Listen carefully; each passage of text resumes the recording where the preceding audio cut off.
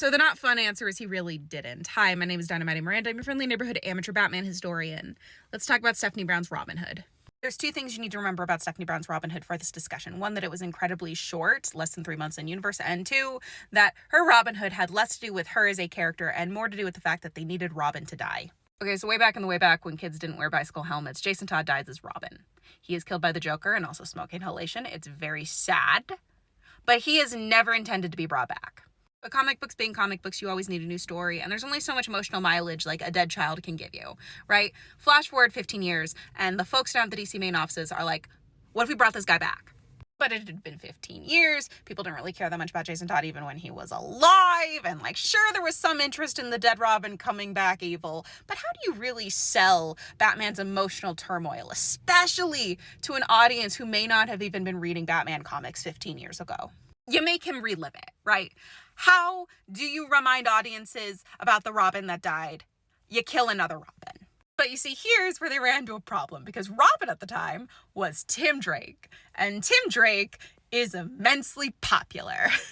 So they can't kill him, which means they need to get another kid into that suit stat. And as it turns out, there's already a teenage vigilante character knocking around Gotham in the Robin books extended cast.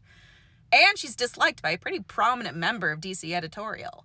So we have our sacrificial lamb, and this is where I again have to remind you that her Robin Hood had very little to do with Stephanie Brown as a character, right? Because they spend very little time developing it, because she is in essence just meant to die, right? There is a single storyline wherein she is Robin. It's very good. It has great energy, but it's only 3 issues. And then we go into War Games, which is where she dies.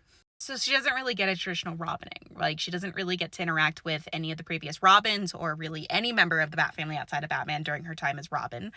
She's very specifically kept isolated. This is both in universe by the character of Batman and out of universe by the team. And then once she's dead, she's really dropped very quickly in the comic books. There's a couple of scattered mentions of her with Tim Drake because they were friends and exes. There's a much more emotionally devastating story with Cassandra Cain processing her grief over Stephanie Brown. But other than that, they really move past the fact that there was a whole ass teenager that died again very quickly.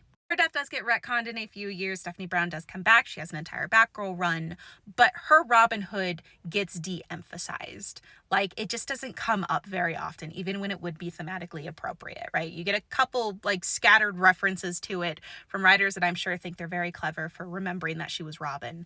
But for the most part, it really gets dropped.